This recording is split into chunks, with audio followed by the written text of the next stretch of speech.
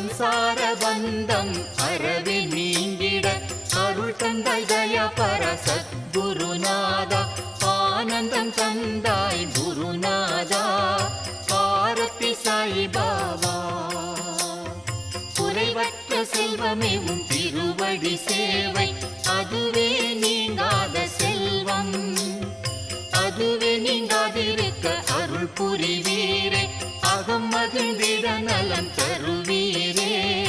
ஆரத்தி சாயிபாபா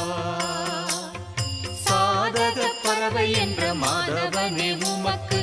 ஆத்ம சுகம் என்ற அற்புத நீரை ஊட்டுகிறோம் எமக்கு